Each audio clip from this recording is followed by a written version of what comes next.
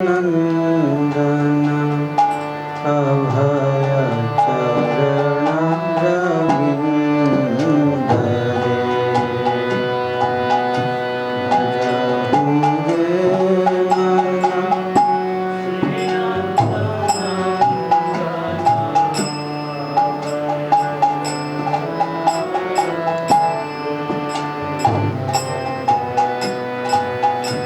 भजहु रे मन श्री नंदनंदन अभय चरण रविंद रे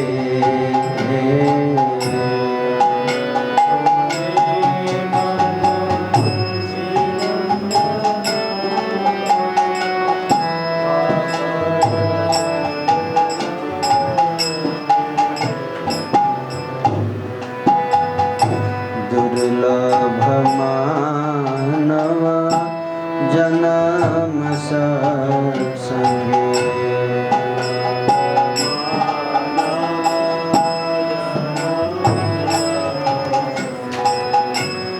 रहुए भव सिंधु रे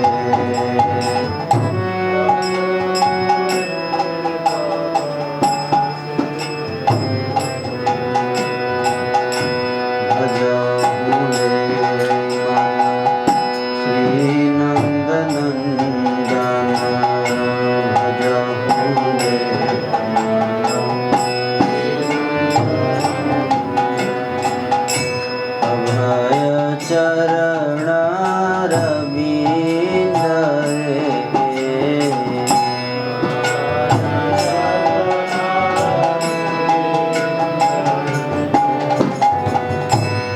सीतया तप वातवरीषण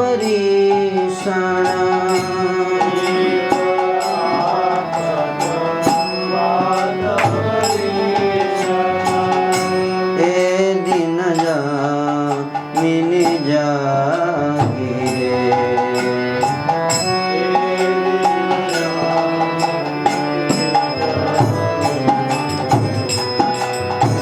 विफले से विनो कृपाण दुर्जन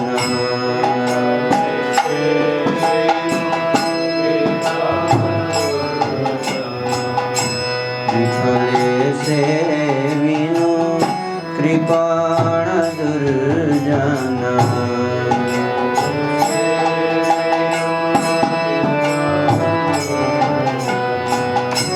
चपल सुख लवलागी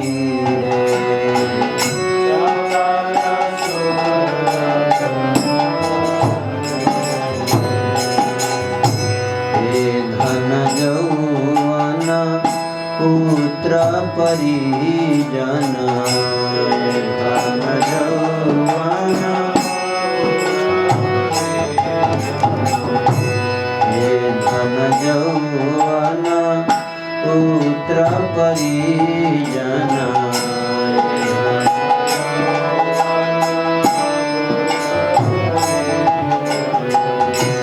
इथे किया छे पर तीरे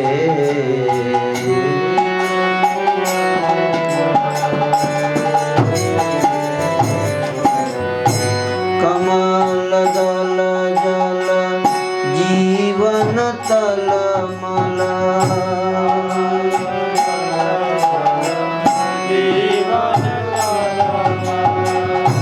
भजहु हरि पद नित्य रे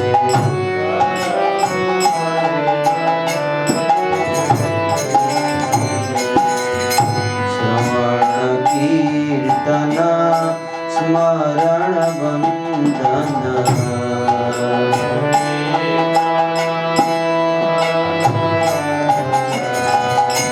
पाद सेवन दास्य रे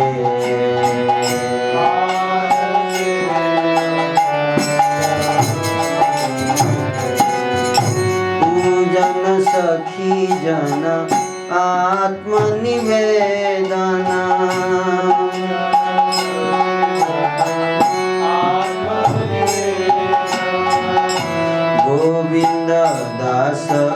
विलास रे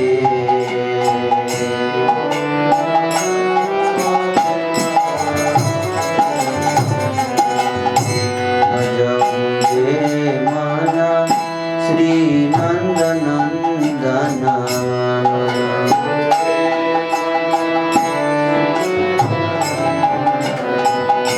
अभय चरण रविंद रे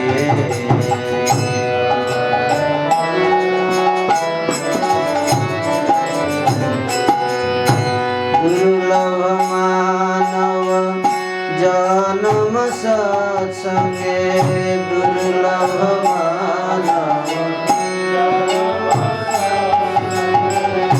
तरहु ए भव सिंधु रे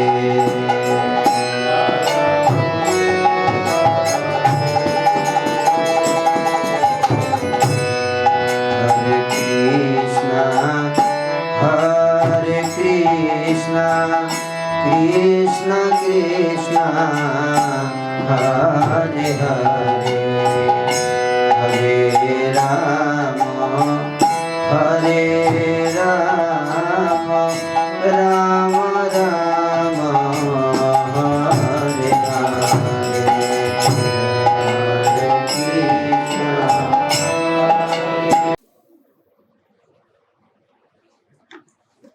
हरे कृष्णा।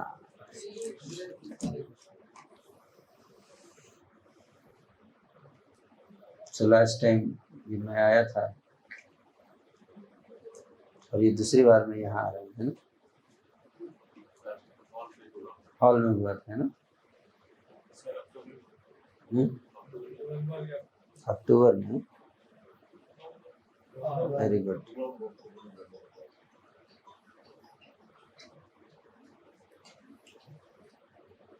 तो मैं बता रहा था, कल मैं M3M में सेमिनार ले रहा था, तो वहाँ पे डिस्कस हो रहा था कि अगर हम मछली को पानी से निकाल दें, है ना, उसको डॉलर का बेड बना के उस पर सुला दें, मछली को फिश डॉलर का बेड पे डाल दीजिए पानी से निकाल के, ठीक है, और उसको चारों तरफ पिज्जा और बर्गर और सब रख दीजिए, एयर कंडीशन चला दीजिए, मछली खुश हो जाएगी, है?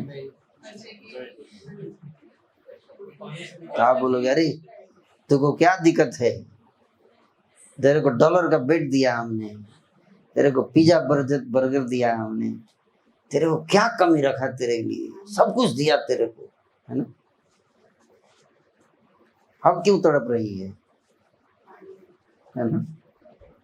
एसी चला दिया और क्या चाहिए बताओ? मछली को क्या चाहिए? ये सब नहीं चाहिए उसको, है ना? उसको केवल पानी में डाल दीजिए बस, बोलेगी सर जस्ट पानी में डाल दो उनको बस, डॉलर का बेड आप अपने पास रखिए, पिज्जा बर्गर आप खाइए, हमको ये सब नहीं चाहिए। उसी तरह से इंसान को क्या चाहिए, है ना? कई बार लोग सोचते हैं कि हमको बहुत पैसा आ जाए, है ना, बहुत बढ़िया व्यवस्था हो, सब बड़े बंगला का, खाने पीने का बहुत व्यवस्था है सब, हमको लगता है ये सब मिल जाएगा तो हम खुश हो जाएंगे, है ना? जो सच्चाई नहीं है, इससे खुशी नहीं मिलती है, वास्तविक खुशी इससे नहीं मिलती है। इसे हमारी आवश्यकताओं की पूर्ति हो सकती है, लेकिन वास्तव में उससे हृदय को आनंद नहीं मिलता। हृदय को आनंद कैसे मिलता है बताइए? भक्ति से। जब तक हम भक्ति नहीं करेंगे, अपने को भगवान से जोड़ेंगे नहीं, तब तक हमारे जीवन में कोई आनंद नहीं। हम भगवान के ही थे और भगवान के ही रहेंगे। है?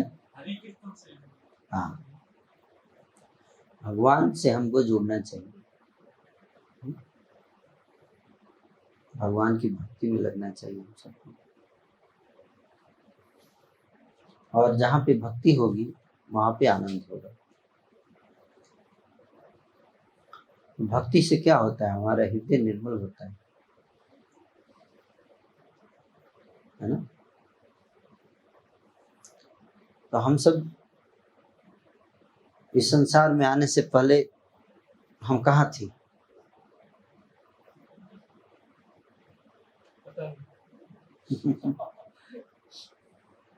पर थे, है ना। संसार में आने से पहले भी हम थे।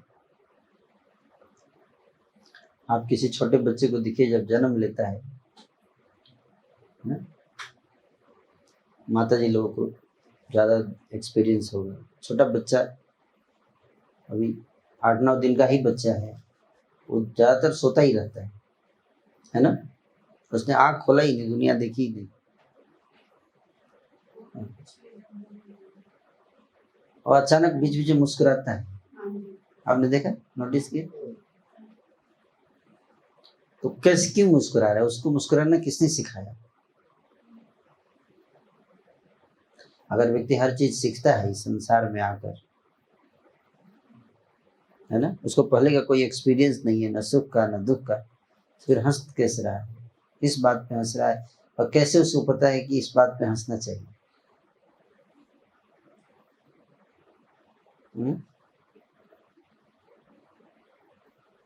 तो बिना बात के हंसते।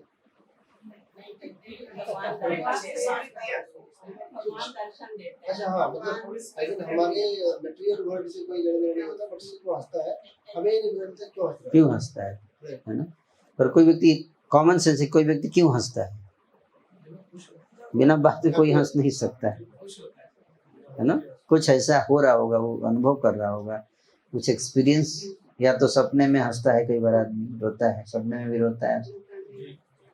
सपना देखने के लिए भी तो कुछ एक्सपीरियंस होना चाहिए ना, है कि नहीं? Otherwise, how will you dream? You cannot dream also unless you have some experience. सपने में आप आम देख के खुश हो रहे हैं कि आम खाने को मिलेगा, तो आम तो पहले कभी देखा होना चाहिए। सपना में भी कोई चीज तभी दिखती है कि नहीं, जब उसका एक्सपीरियंस होता है। तो बच्चा तो जस्ट जन्म लिया है, तो उसने एक्सपीरियंस कैसे किया? इससे पता चलता है कि उसके पिछले जन्मों के एक्सपीरियंस है उसके पास। और ऐसे कई सारे बच्चे हैं जो अपने पिछले जन्म को याद करते हैं, ऐसे हजारों केसेस हैं। एक वैज्ञानिक हैं, प्रोफेसर यान Stevenson, university of West Virginia में वो प्रोफेसर रहे। 30 साल उन्होंने रिसर्च किया इस पर, पुनर्जन्म के ऊपर। और उन्होंने 3000 ऐसे केस उन्होंने स्टडी किए पूरे वर्ल्ड से, जिसमें बच्चे जो है अपने पिछले जन्म को याद किए। और उन्होंने इस पर PhD रिसर्च करके थीसिस पब्लिश किया। उन्होंने कई सारी किताबें लिखी हैं, 30 suggestive cases of reincarnation, there is a book. उसमें एक बच्चे की कहानी बताते हैं कि वो बच्चा जो है, वो जब छोटा था तो अचानक से रोने लगता था, घबराने लगता था, डर जाता था। तो उसको पूछा गया, फिर उसके पापा उसको गोद में लेकर पूछते थे कि मतलब क्या हुआ, क्यों इतना घबरा रहे हो, क्या हो गया? तो बोलता था कि मेरी जो फ्लाइट जेट है वो क्रैश कर गया। बोला कि मैंने जो फ्लाइट उड़ा रहा था वो क्रैश कर गया, किसी ने गोले दाग दिए उस पर। बोले किसने दागा? बोला कि जापानीज ने दाग दिया। बोला जापानीज ने गोले दाग दिए, आग लग गया उसमें ना। ऐसे घबरा जाता था। तो बाद में उसके फादर को डाउट हुआ, क्या बात है? बोला कि कौन से फ्लाइट का नाम बताओ। बताता था, फ्लाइट का नाम बताया उसको, ये फ्लाइट मेरी फ्लाइट थी जिसको मैं उड़ा रहा था, है ना। कहाँ से फ्लाइट टेक ऑफ किया, तो उसने नाम बनाया नेटोवा, है ना, शिप का नाम बताया। तो उसने पूरा रिसर्च किया, जाके फादर ने रिसर्च किया, तो वास्तव में नेटोवा नाम का एक वारशिप था।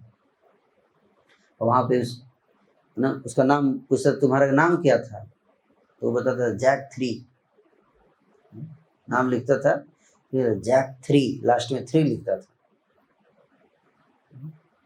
बच्चा खुद, और ड्राइंग्स बनाता था अपने हाथ से, बच्चा ही क्रेयॉन ड्राइंग्स बनाता था, उसमें लिखता, लास्ट में साइन करता था जैक 3। और सरप्राइजिंगली उसका नाम इस जन्म में भी जैक ही रखा गया था।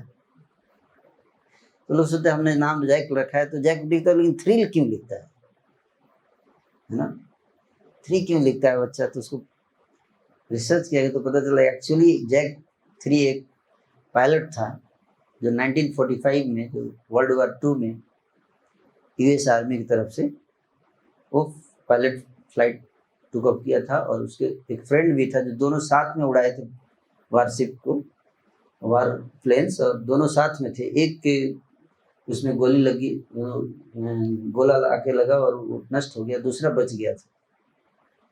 दूसरा वो दूसरे से जाके मिला उसका फादर, उसने सारा डिटेल में बताया।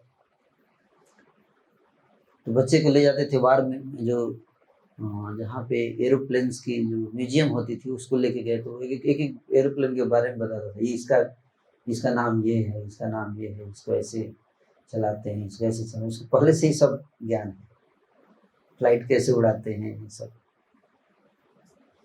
How will you come to know all this thing, है ना। फिर उसके पिछले जन्म की सिस्टर से क्या मिलने की, वो जीवित थी उस समय, तो सिस्टर से मिले, वो वीडियो है यार यूट्यूब पे अवेलेबल है वीडियो, आप सब भी देख सकते हैं। उसकी सिस्टर ने कुछ डिटेल बताए हैं, पूछे उससे बात की, तो जो बच्चा बता रहा था वो लगी ये मेरे भाई के अलावा कोई बता ही नहीं सकता ये सब चीज़। मैं एक बार 1 जनवरी पे लेक्चर दे रहा था नोएडा में, तो मैं बता रहा था वहाँ पे पुनर्जन्म के बारे में, तो एक व्यक्ति वहाँ बैठा था लेक्चर में, तो लेक्चर के बाद मेरे से मिला, मुझे बोला कि मेरे को भी पिछले जन्म की चीज़ याद है। वो एक क्वेश्चन, गीता में भगवान कहते हैं कि इन जनरल लोगों को अपने पूर्व जन्म के बारे में कुछ याद नहीं रहता, तो ये जो केसेस हैं ये एक्सेप्शंस हैं। एक्सेप्शंस है ना, क्योंकि अगर एक कुछ याद नहीं आएगा तो कई बार लोग विश्वास नहीं कर पाएंगे। तो कुछ लोगों को जानबूझ के मेमोरी दिया जाता है ना, ताकि लोगों को विश्वास रहे कि पुनर्जन्म होता है ना। बट यूजुअली ज़्यादातर लोग, तो वो व्यक्ति भी मुझे बताया कि पिछले जन्म में मैं जो है वो क्रिमिनल था, ऐसे बताया उसने, क्रिमिनल था और मैंने पुलिस की गोली से मारा गया मुठभेड़ में, और बताया कि इस गांव में मैं रहता था, वो गांव है मैं जाता भी हूँ वहाँ पर, और बताया मेरी एक बेटी थी पिछले जन्म की, वो अभी नोएडा में रहती है, अपनी बेटी से मिलने भी जाता है, बेटी की उम्र ज़्यादा है उससे।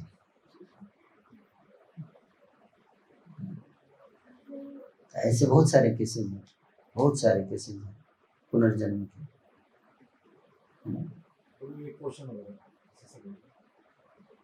एक ये भी तो हम कहते हैं ना कि इतनी योनियों के बाद मनुष्य की योनि मिलती है, तो उसके बाद लेकिन देखा जाए तो एक मनुष्य की योनि के बाद हम दोबारा पुनर्जन्म की बात करते हैं, तो ये भी अपने में एक्सेप्शन है।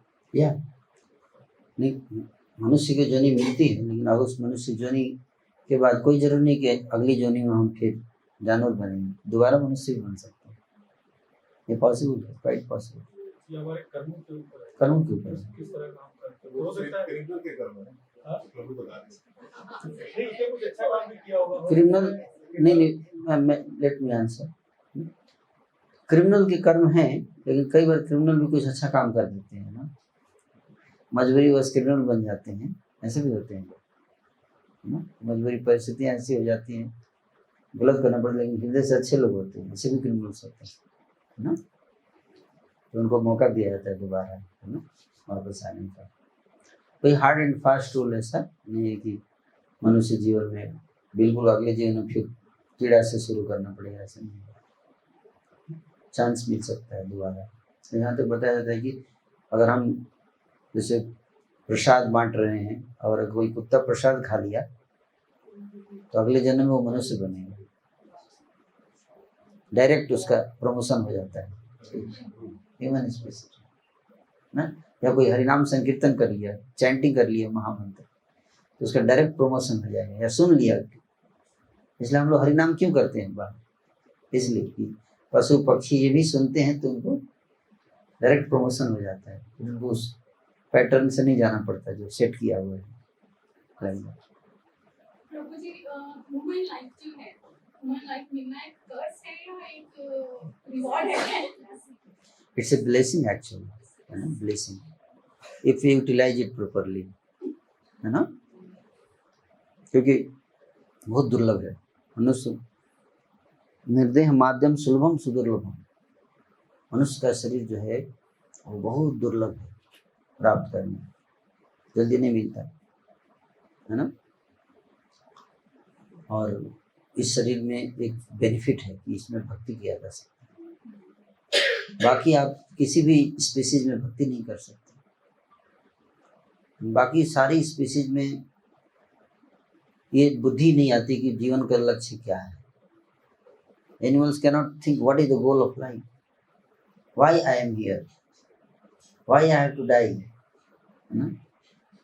Why I have to die, why I have taken birth, मैं यहाँ क्यों हूँ इस संसार में।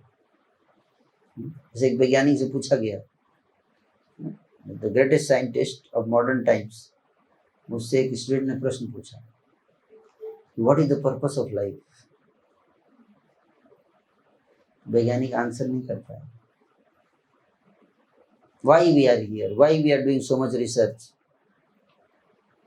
तो वैज्ञानिक बोला कि why do you need purpose, that is the answer he gave, why do you need purpose. ये वही बात है कि कोई कि मेरे को प्यास लगी है, पानी दीजिए, तो बोलो why do you need water, पानी क्यों चाहिए, प्यास लगी तभी तो व्यक्ति पानी मांगेगा। Why do we need purpose, without purpose you cannot do anything, है कि नहीं। जस्ट लाइक प्यास लगती है, प्यास क्यों लगती है, because we are made like that, हमको डिजाइन किया गया प्यास लगने के लिए, है कि नहीं। अब क्यों जब मेरे को प्यास लग रहा है, मैं बोला प्यास की क्या जरूरत है, नहीं लग रहा है प्यास तुम। So purpose, what is the purpose of life, scientist can not answer. ये वही बात, तो why we are so busy without purpose. ये भी बात हुई कि फुटबॉल का मैच चल रहा है, 11 प्लेयर इधर से 11 प्लेयर उधर से दौड़ रहे हैं, गेंद को मार रहे हैं, लेकिन गोल पोस्ट गायब है। आपने देखा है ऐसा फुटबॉल का मैच, इसमें गोल पोस्ट ही ना हो। उसी तरह से life without purpose, without goal, meaningless life, aimless life. If you do not know the goal of life, means our life is aimless. We are leading a purposeless life. तो फिर television में जो बता देता है ठीक है यही गोल है, तो कोई आगे बोलता है बम ब्लास्ट करके मर जाओ, सुसाइड बम्बर बन गए, तो ठीक है यही गोल हो गया। कोई बोलता है शराब पियो खूब, यही जीवन का लक्ष्य। जो आके बता दिया कुछ तो वही लक्ष्य हो जाता है, because you do not know. जिस जो माँ ने बता दिया वही पर्पस हो। बच्चे का पर्पस क्या होता है लाइफ का, माँ बता दे कि बेटा तुम्हें बड़ा होकर जिहाद करना है, पर्पस हो गया। तो कहीं ना कहीं से कुछ पर्पस तो मिलता है बच्चे को, है कि नहीं।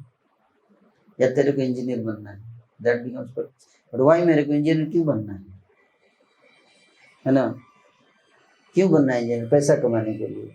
पैसा क्यों कमाने का, खाने के लिए, खाने का क्यों, जीने के लिए, जीने का क्यों, जीने का क्यों, कमाने के लिए। कमाने का क्यों? खाने के लिए। खाने का क्यों? जीने के लिए। जीने का क्यों?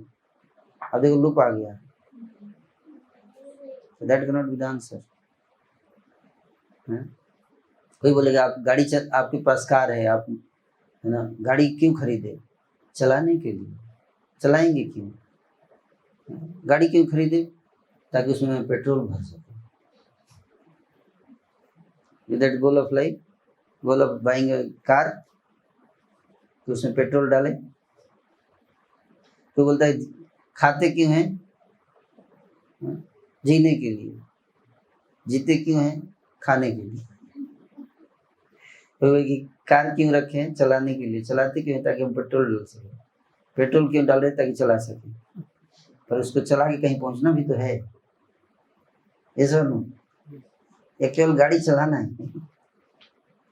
कितना गाड़ी चला लिया आपने? अभी हम 500 किलोमीटर चला चुके हैं। कहीं पहुंचना भी है? पता नहीं। आपने देखा कोई प्रोजेक्ट पे काम कर रहा है, पीएचडी प्रोजेक्ट वर्क पे काम करता है, उससे पूछा जाए आप कितने साल हो गए प्रोजेक्ट पे काम करते हुए? बोला 3 साल तो हो गए। अच्छा, तो कहाँ तक पहुंचा प्रोजेक्ट? अभी हम एम एंड ऑब्जेक्टिव सेट कर रहे हैं। एम एंड ऑब्जेक्टिव अभी हमने फिक्स नहीं किया। तो इससे हमारा लाइफ 20 साल 25 साल भी अभी एम एंड ऑब्जेक्टिव क्या है इनको पता नहीं। वाई वी आर लिविंग, है ना? So science had no clue. Science के पास कोई आंसर नहीं। ऐसे बहुत सारे क्वेश्चंस हैं जिसका साइंटिस्ट के पास कोई आंसर नहीं है। एक वैज्ञानिक था, बहुत फेमस वैज्ञानिक, वो पूरे जीवन नास्तिक रहा वो। और जब वो बूढ़ा हो गया, एकदम बूढ़ा हो गया, तो समुद्र के किनारे अपनी बेटी के साथ जा रहा था। बेटी के साथ जा रहा है। और जितने नास्तिक साइंटिस्ट होते हैं वो ये सोचते हैं कि हर चीज़ जो है केमिकल से आया है। आप सब केमिकल से बने, हम सब केमिकल से बने, है ना? तो अपनी बेटी के साथ जा रहा था और डॉक्टर ने उसको बता दिया था कि अब आपकी मृत्यु हो जाएगी 1 सप्ताह में। तो बेटी के साथ जा रहा था और बहुत रो रहा था, मतलब इमोशनल फील कर रहा था अपनी बेटी से के साथ। बोल रहा था कि मैं चला जाऊंगा। तो बोल रहा है बेटी से, मुझे समझ में नहीं आया कि मैं रो क्यों रहा हूँ, तुम भी केमिकल हो, मैं भी केमिकल हूँ। तो एक केमिकल दूसरे केमिकल के लिए इतना फीलिंग कैसे है? कुछ तो है। साइंटिस्ट अपने उसने किताब में लिखी है कि कुछ तो है जो मैं पूरी लाइफ मिस कर गया, समझ नहीं पाया, है ना? मैं समझ नहीं पा रहा हूँ आखिर मैं इमोशनल क्यों हो रहा हूँ। अगर मैं केवल केमिकल हूँ, है ना, ऐसा हमारा शरीर है, तो हमारे शरीर में क्या क्या है? पानी है, कैल्शियम है। एक्चुअली 70% तो वाटर है हमारे शरीर में, है ना? कैल्शियम, पोटेशियम, मैग्नीज, ये सब केमिकल्स हैं। और हमारे शरीर के जितने केमिकल्स हैं, उससे केमिकल को निकाल के अगर मार्केट में आप बेचेंगे तो जानते कितना पैसा मिलेगा? 110 रुपये। सारे शरीर के केमिकल्स की कीमत जो है मार्केट में 100, अब ये 10 साल पहले था, अब शायद 220 रुपये हो गया होगा, इन्फ्लेशन जोड़ ले तो। लेकिन आप अगर रोड पे जा रहे हैं, मान लीजिए कोई व्यक्ति जा रहा है, ठीक है, मर्सिडीज से जा रहा है, एक्सीडेंट हो गया, मर्सिडीज का एक्सीडेंट हो गया, व्यक्ति जो है वो गिर गया, एक्सीडेंट हो गया, तो आप सबसे पहले उस व्यक्ति को हॉस्पिटल ले जाएंगे या मर्सिडीज को रिपेयर शॉप पे? 220 रुपये को पहले बचाएंगे।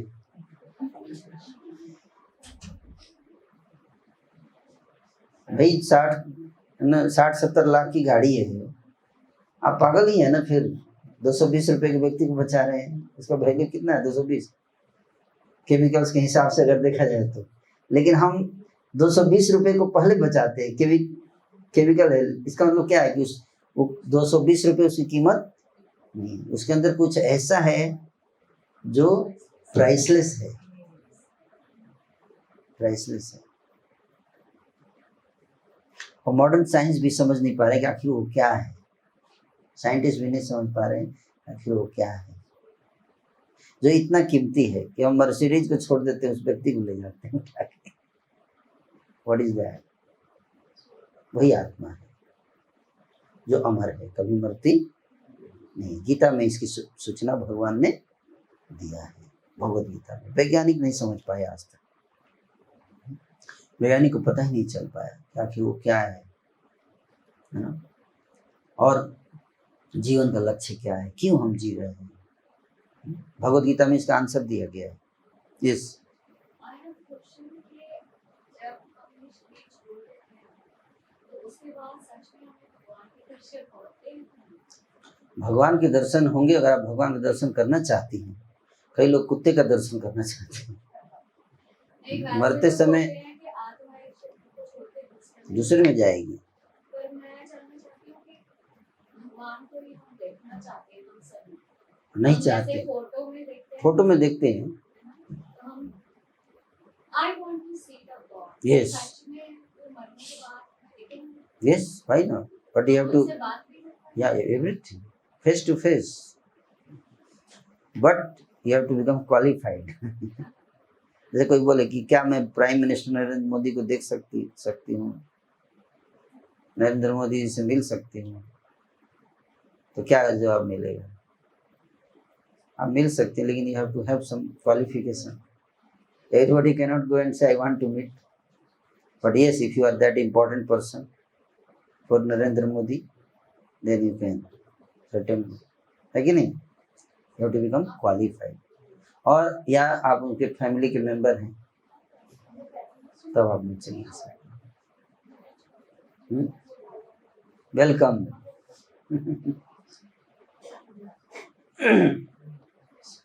है ना? भगवान को बताया गया है कि फेस टू फेस देखा जा सकता है ना, और भगवान से के साथ आप खेल सकते हैं, भगवान के साथ आप खा सकते हैं, भगवान के साथ आप कुश्ती लड़ सकते हैं, है ना, and he likes that, but you have to be on that level.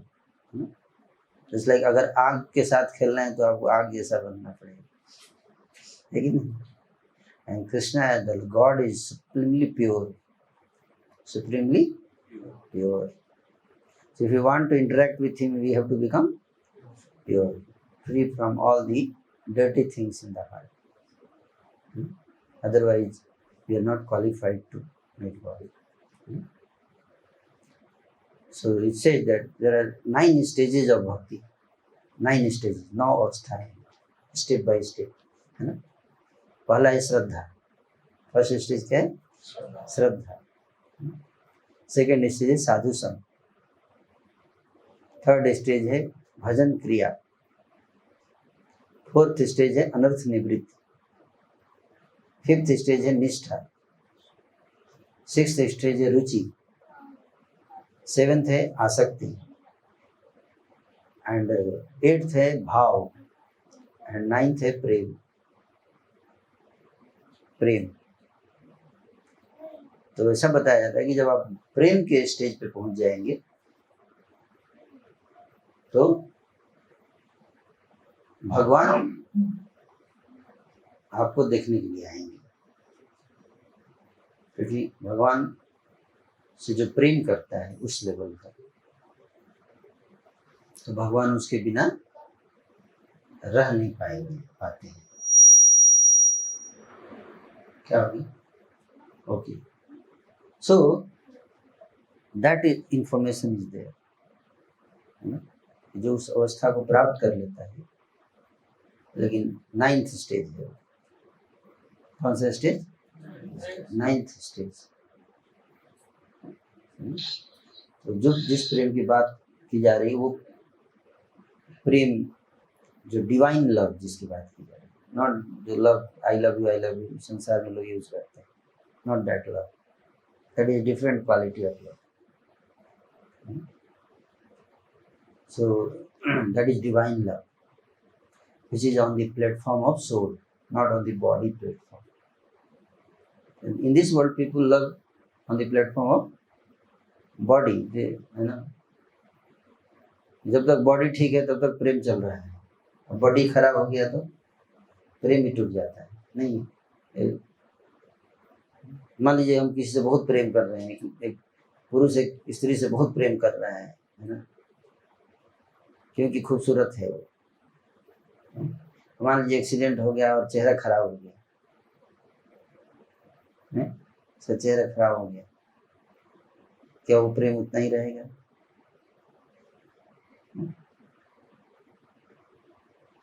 तो इसका मतलब प्रेम कम हो गया है।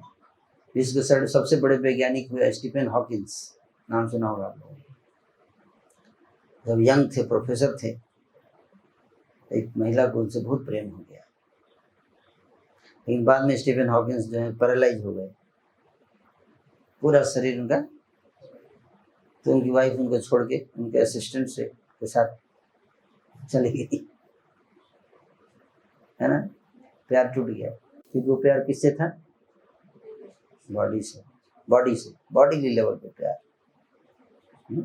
बॉडी लेवल पे प्यार। लेकिन एक आत्मा के स्तर पे प्रेम होता है, आत्मा और भगवान के बीच, उसका शरीर से कोई लेना देना नहीं है। वो लव एटर्नल होता है, वो टूटता नहीं है ना। तो प्रेम के स्टेज पे जब हम पहुंचते हैं ना, love at the stage of divine love, तो भगवान जो है वो प्रकट हो जाते हैं भक्त के सामने। या देखने की बात की, भगवान को मैं देखना चाहूँ, तो जैसे कि महाभारत में भी भगवान कृष्ण ने अपना रूप दिखाया था, तो जो वहाँ पे लोग थे उनको देख नहीं पाए थे, नहीं देख पाए, और अर्जुन को भी मतलब उन्होंने एक दिव्य आंखें दी थी देखने के लिए। तो अगर सपोज हमारे सामने भगवान आते हैं, तो पहली बात तो हम देख सकते हैं, और दूसरा अगर वो नॉर्मल इंसान के रूप में भगवान प्रकट होते हैं तो हम उनको पहचानेंगे कैसे कि वो भगवान है? वही तो, हाउ डू वी नो? वही तो मैं बता रहा हूँ कि आप देख ही नहीं पाएंगे उनका, आपको पता ही नहीं चलेगा क्या है, क्योंकि भगवान आएंगे ही नहीं आपके सामने। अगर वो अपने रियल जो उनका भगवान को देखने के लिए जब तक क्वालिफिकेशन नहीं होगा, हम उनको नहीं वो आएंगे नहीं। उस भगवान जब भी आते हैं, कि जो लोग भी उनको देखते हैं उनके पिछले जन्मों के कुछ वैसे दिव्य कर्म होते हैं, तभी भगवान के दर्शन हो पाते हैं। तो अगर आपके सामने भगवान आएंगे तो आप उनको, आप देखो दुर्योधन ने भी भगवान को देखा, लेकिन देख के भी नहीं देख पाया, है ना। क्यों? उसके सामने खड़े थे, लेकिन बोला कि इसको मैं जेल में बंद कर दूंगा पकड़ के, है ना। तो भगवान जब चाहेंगे कि आप उनको देखो, तभी आप उनको देख पाओगे। आपके हाथ में नहीं है भगवान को देखना, भगवान के हाथ में आपको देखना। आप समझे बात को? इसलिए बताया गया कि do not try to see God, try to serve God in such a way that he becomes so pleased that he wants to see you. Yeah? He wants to come and see you. Who is that devotee who is serving with so much love? I want to meet that person. So if he wants to see you, he can come anywhere and see you. You got the point? But if we want to see him and he doesn't want, that cannot happen. वो अगर हम खुद मतलब कोई भक्त खुद देखना चाहता है भगवान को और उसके लिए वो सब करता है, फिर तो भगवान आना ही पड़ेगा, प्रेम विकसित करना पड़ेगा। फिर रामकृष्ण परमहंस ने ये किया था माता काली के लिए। और यू हैव टू, ऐसा नहीं बोल सकते कि भगवान को आना ही पड़ेगा, बट हाँ, आप ऐसी सेवा करो कि भगवान खुद सोचे कि मेरे को जाना ही पड़ेगा। समझिए बात को, ये नहीं कि भगवान को तो आना ही पड़ेगा, हम मजबूर कर देंगे उनको। So there is ego in that, and wherever there is ego, you cannot capture the love. There cannot be love when there is ego. Ego means क्या है? आप कैप्चर करना चाहते हो व्यक्ति को, है ना। लव में क्या है? You don't want to capture, you just want to please, serve the person, and when the person becomes so happy by your attitude of service and selfless, unconditional love, then he himself will come. That is the way. That is the way. So, yes, we can see God. So that's the process is all about that. Gradually you go reach to that level. Gradually process is there. धीरे धीरे, है ना। जैसे सब पहला stage था श्रद्धा। क्या? श्रद्धा। भगवान में श्रद्धा होनी चाहिए। पहले तो पता होना चाहिए गॉड है ना, गॉड है ना। इंडिया में बहुत लोग पूजा करने जाते हैं, है ना। पहले मंदिर में जाकर पूजा करेंगे, फिर कॉलेज में पढ़ने जाएंगे, वहां पे डार्विन थ्योरी लिखेंगे कि God doesn't exist, everything comes by chance. So confuse रहते कि ये पढ़ूं कि वो पढ़ूं, गीता पढ़ूं कि डार्विन थ्योरी पढ़ूं, है ना। तो जब वहां पे लिखते हैं कि everything comes from chemical, there is no God, फिर मंदिर जाएंगे, वहां पे प्रणाम करेंगे, है ना। दोनों में एक ही सही हो सकता है ना। पर स्वामी जी ये भी बात सच है कि जितने भी लोग पढ़ लिख जाते हैं और उनको सब मिल जाता है, फिर अंत में वो जाके साधु बन जाते हैं। जैसे साधु। आपके इस मिशन में भी मैंने देखा पर जितने लोग नहीं, कुछ लोग, शायद बहुत लोग राक्षस भी बनते हैं पढ़े लिखे, है कि नहीं? फैक्ट। जितने लोग नहीं, कुछ लोग, of course you are right, है ना। लेकिन थोड़ा भी किसी को सेंस होगा ना तो वो समझ जाएगा कि भगवान है। थोड़ा भी, इतना नहीं। भगवान को समझ एक्सेप्ट करने के लिए आपको बहुत पीएचडी करने की जरूरत नहीं, कॉमन सेंस चाहिए, है ना। कॉमन सेंस चाहिए, है कि नहीं? जैसे आपने इतनी सारी चीजें बताई ऐसे कि मतलब भजन कीर्तन और वो भजन निष्ठा, क्रिया, शर्त, या स्टेजेस, तो जो प्यार ऐसे 9th पे है, प्रेम, तो हम प्रेम, तो वो हम मतलब ऐसे तो नहीं है ना कि स्टेप्स है, स्टेप्स हैं। स्टेप्स से ही करेंगे। तो जो हम प्यार वैसे ही रखेंगे, जैसे कि हमारे अंदर हम दूसरे को ये समझे कि इसमें भी सोल है, तो वो हम उसको नमन करते हैं, हम उसको प्यार करते हैं। तो जस्ट कोई भी काम के पीछे उसका भाव अच्छा होता है, तो हम उस पे ही काम करते करते वो सारे स्टेप्स ना करते हुए नहीं चलेगा। It's the problem. If it is so cheap, Not exactly cheap, it is basically that you you are have to putting go. in all the No, things in just you have to loving. study more. You know, there is a lot of books written on this. It's a science actually. Just So like, you have to basically go yes, step by step. because they are the intermediate stages ना, जिसको हम प्यार कहते हैं, जिसको, है ना। Common sense में कई लोग प्यार प्यार बोलते हैं ना, तो प्यार सोचते हैं जो व्यक्ति, है ना, कई बार जो व्यक्ति हाँ में हाँ मिला तो उसे भी प्यार हो जाता है। नहीं, जिस दिन उसने ना बोल दिया झगड़ा भी हो जाता है उसी दिन। नहीं, उसको राग बोलते हैं। क्या बोलते हैं? राग और द्वेष, ये अलग चीजें हैं। This is different thing.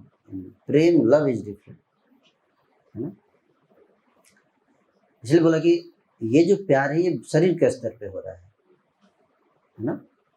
Soul के लेवल पे, आत्मा के लेवल पे, भगवान के स्तर पे प्रेम, है ना। उसके लिए पहले हमें आत्मा के स्तर पे जाना पड़ेगा। हमें मानना पड़ेगा कि हम कौन हैं? आत्मा है। पहले अपने को आत्मा समझना, self realization first, then that level of love. इसलिए सिंपल एग्जाम्पल, है ना। रियल सेल्फ रियलाइजेशन जब तक नहीं होगा तब तक डिवाइन लव प्रकट नहीं हो सकता।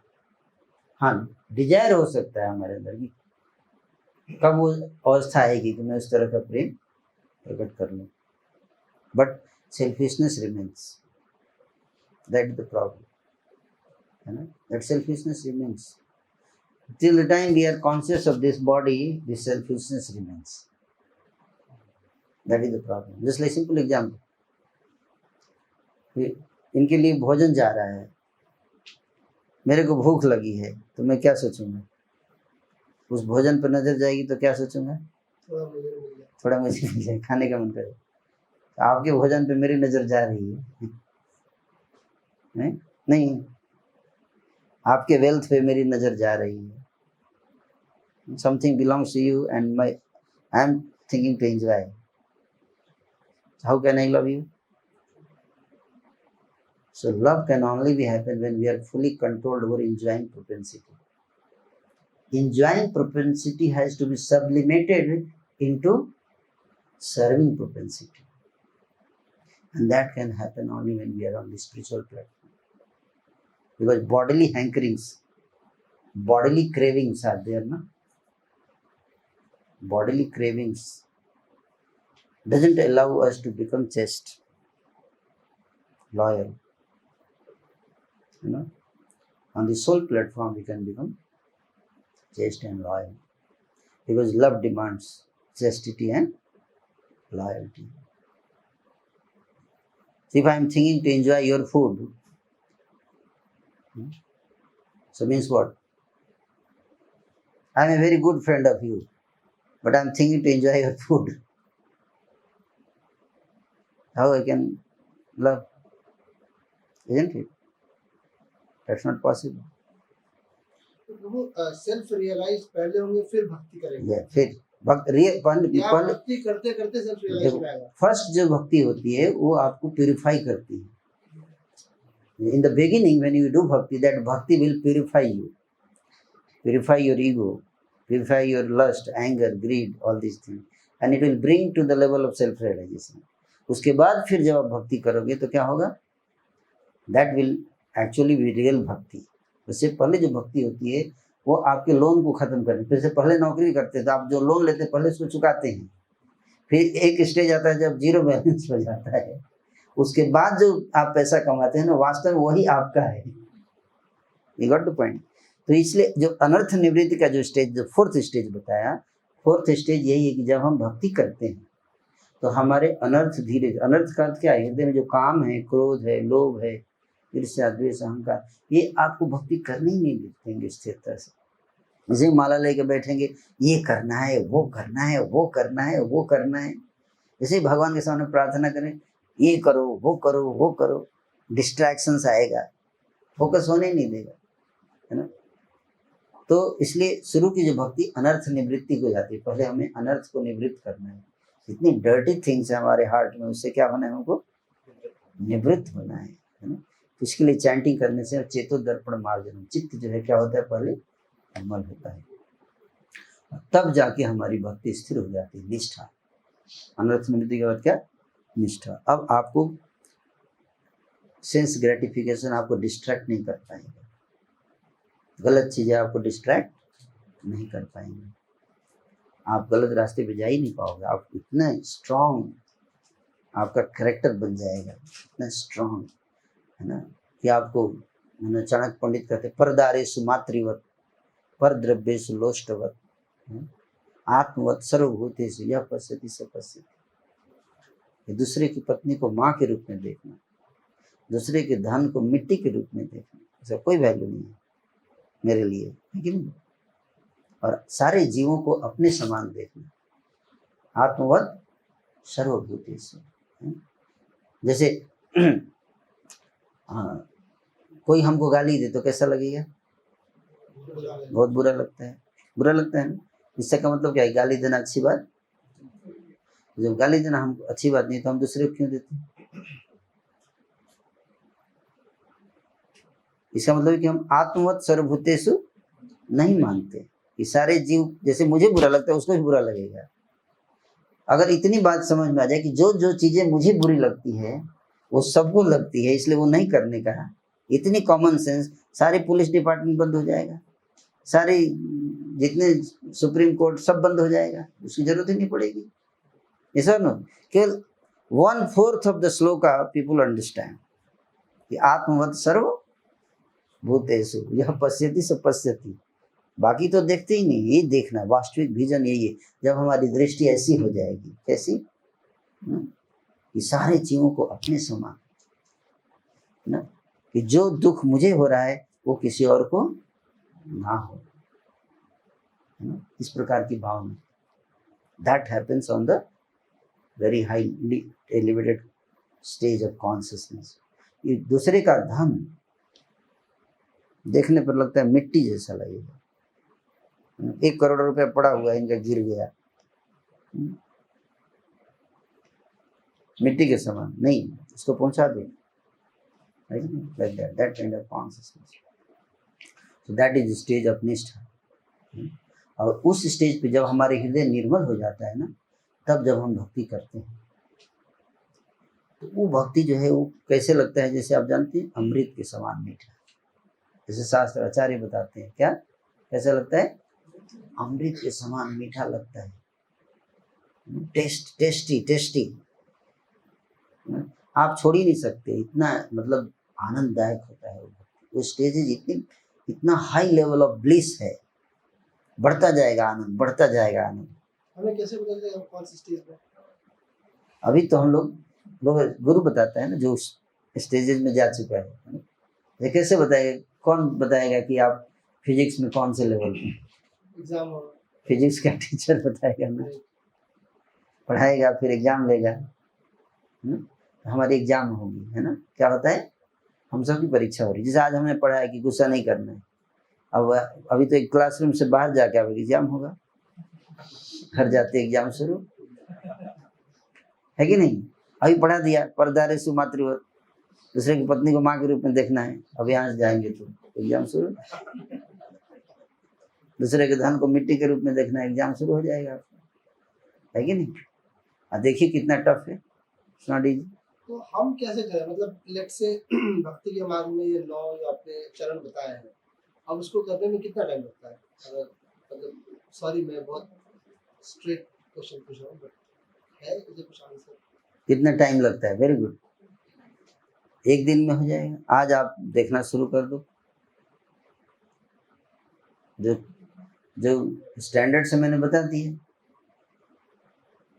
परदारे सुमातृवत, पर द्रव्य सुलोष्टवत, आत्मवत सर्वभूते से पश्यति से पश्यति, जो क्राइटेरिया है उसको आप देखना शुरू कर दीजिए, है ना। अब बोलेगे नहीं मेरे तो हो नहीं रहा है, दैट्स व्हाट टेक्स टाइम। तो बोले कितने साल में मैं IAS बन जाऊंगा, कोर्स है एक दिन में आप पढ़ के कंप्लीट कर लीजिए, है कि नहीं। ये कोर्स है, ये सिलेबस है, आप 2 दिन में पढ़िए, दे दीजिए ज्ञान। अब कई साल से देते रहते नहीं होता है सिलेक्शन, है कि नहीं।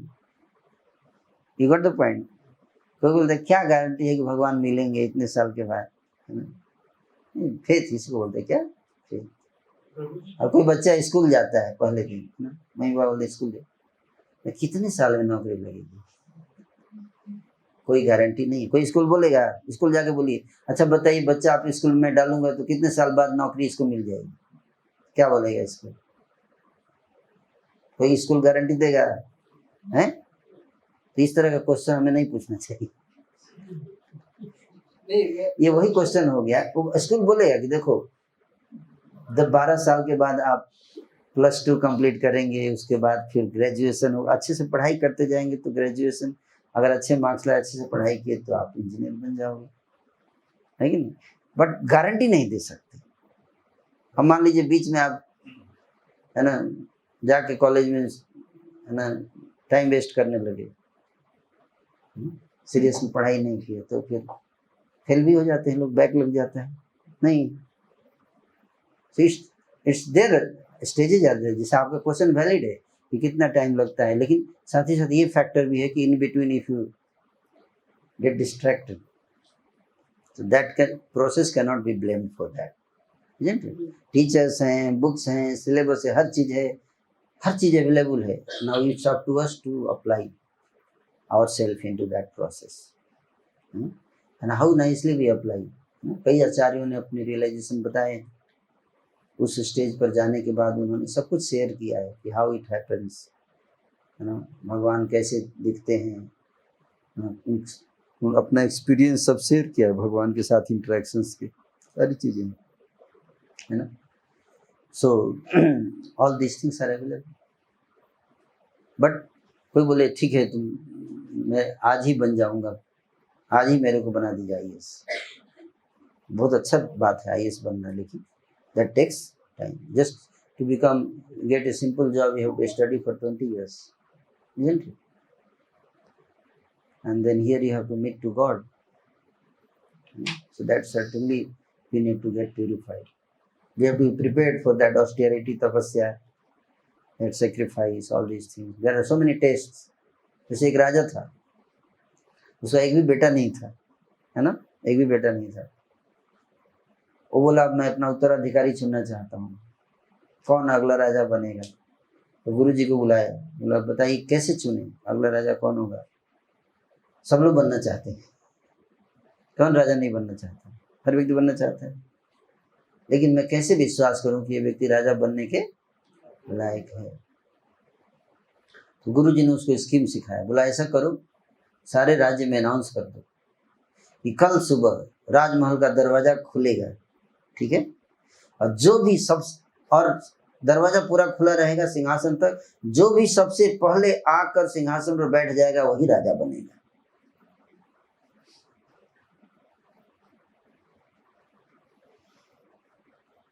तो पूरा राज्य लाइन में लग गया, जो अनपढ़ गंवार सब, करना क्या, अभी जाके राज सिंहासन में बैठना है, सीधे वो तो कोई बैठ सकता है।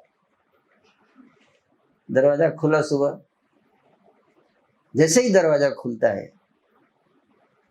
चारों तरफ सोने हीरे जवाहरात ऐसे फैले हुए हैं, ऐसे और थैले रखे हुए हैं, और लिखा हुआ है कि आप चाहें तो यहाँ से जितना लेके वापस जा सकते हैं। तो कई लोग तो सोचे पता नहीं यार इतने लोग हैं, वहां तक पहुंच पाऊंगा कि नहीं पहुंच पाऊंगा, उससे बढ़िया कि एक दो थैला भर के जाते हैं, हमारे लाइफ का तो काम चल ही जाएगा इतना। सो 90-95% तो वहीं से थैला भरे और वापस, कंपटीशन ऐसे ही क्लियर हो गया। है ना। फिर थोड़े आगे गए तो बहुत खूब खाने पीने की इतनी सुगंधित चीजें, क्योंकि लाइन में लगना है तो आपको पूरी रात तो लाइन में लगना पड़ेगा ना, तो खाए नहीं थे कई लोग, बहुत लंबी लाइन थी, खाए नहीं थे। तो जब भूख लगी थी, सामने रखा हुआ था खाने पीने का, आइए बहुत खाने पीने को, वहीं पे कई लोग बैठ गए जाके, बाद में देखेंगे यार जी जान बची तो लाखों पाए, पहले खा लेते हैं। है ना। और सारी अट्रैक्शंस पूरे रास्ते में लगाए हुए थे, बहुत अट्रैक्शंस लगाए थे राजा ने, और फिर अंत में एक ही आदमी सारे अट्रैक्शन से निकल के पहुंच पाया, वहां जाके बैठा, क्योंकि कोई कहीं ना कहीं हर व्यक्ति वहां पे जाके फंस गया और अपना पर्पस उसको मिल गया, वहां से रिटर्न हो गया। वो एक आदमी पहुंचा, बोले यही सही आदमी है, इसको अपने इंद्रियों पे पूरा कंट्रोल है, he can lead, he can become the next king. You got the point.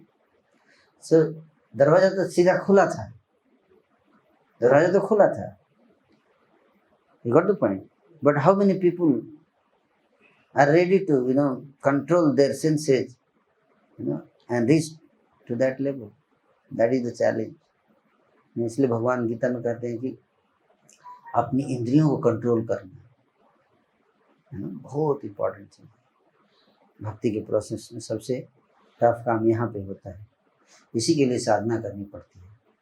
हरे कृष्ण कृष्ण कृष्ण हरे हरे राम राम राम हरे। जिसका अपने इंद्रियों पे कंट्रोल नहीं है, वो फैमिली मेंबर के प्रति लॉयल नहीं हो सकता, भगवान की तो बात ही छोड़ दीजिए, ठीक नहीं। वो अपने परिवार को प्रेम नहीं कर सकता। आप देखो अमेरिका में कुत्ते बिल्ली जैसी हालत है, हस्बैंड वाइफ छोड़ एक दूसरे से लड़ाई करके डाइवोर्स लेके चले जाते हैं, और बच्चे रोते रहते हैं। अमेरिका में आप देखो बच्चे को क्या स्थिति है, हर रोज आपको एक दो शूटिंग देखने को मिलता है, सिनेमा वाला नहीं, बंदूक वाला। क्यों बच्चे ऐसे कैसे हो जाते हैं वहाँ पागल, बताइए? क्योंकि उनको प्रेम ही नहीं मिलता, क्योंकि माँ अपने स्वार्थ के लिए सोच रही है, पिता अपने स्वार्थ के लिए सोच रहे हैं, है ना। अब बच्चे जो हैं रो रहे हैं, दोनों लड़ रहे हैं, बच्चे देख रहे हैं, उनका क्या भविष्य होगा, है कि नहीं? अगर बच्चों के बारे में सोचे तो फिर नहीं लड़ेंगे, है कि नहीं? हमारे बच्चों का भावना क्या हो रहा है, वो क्या सोचते हैं। जब माता पिता लड़ते हैं बच्चे क्या सोचते हैं, सबसे ज्यादा कष्ट उनको होता है कि नहीं? तो ये सोचे कि हमारे बच्चे जो हैं वो, उनको हमें भविष्य में तैयार करना है, हमें बच्चों से प्रेम है, तो हम अपने भावनाओं को क्या करेंगे, कंट्रोल करेंगे, अपने ऊपर कष्ट उठा लेंगे थोड़ा बहुत, ताकि हम आगे बढ़ सकें। लेकिन कौन तैयार है इसके लिए? लव की बात तो सारा संसार कर रहा है कि नहीं? इसलिए मैं बता रहा था कि हस्बैंड आए विदेश से 2 साल के बाद, तो वाइफ बोलती I love you, I love you. Husband बोले बहुत बढ़िया, thank you, can you bring 1 glass of water? Know that I can't do, but I love you. What is that love? Lip service. Love में बहुत परीक्षा देनी पड़ती है, बहुत कठिनाइयाँ आती हैं। प्रेम आसान चीज थोड़े ना है, परीक्षाएं होंगी, तूफान आएगा, आपके प्रेम को तहस नहस करके रख सकता है अगर आप मजबूत नहीं हैं। प्रेम की परीक्षा होती है। आपके सामने पैसा आएगा, पैसा ले लो। आपके सामने प्रलोभन आएंगे, है ना, आपको उसके सामने नहीं, मेरे लिए भगवान, ये सब नहीं।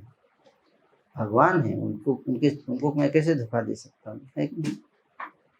नहीं, मैं अपने आदर्शों पे चलूंगा, जो कृष्ण ने गीता बताया उन आदर्शों पे अपने जीवन को बिताऊंगा। कोई आएगा बोलेगा सर 10 करोड़ ले लीजिए, बस एक साइन कर दीजिए, तो क्या कहेंगे आप? सर 10 करोड़ में दिक्कत हो रही है, 50 ले लीजिए, 50 करोड़ बढ़ा दें और 200 करोड़ ले लीजिए, ठीक है एक बार बस, है ना। ऐसी ऐसी परीक्षाएं लेते हैं भगवान। है, एक साधारण आदमी विवाह करता है, थोड़ा चेक चेक करता है ना, है कि नहीं? किसी से रिलेशन बनाने से पहले थोड़ा तो बैकग्राउंड चेकअप करते हैं कि नहीं करते? करते हैं ना।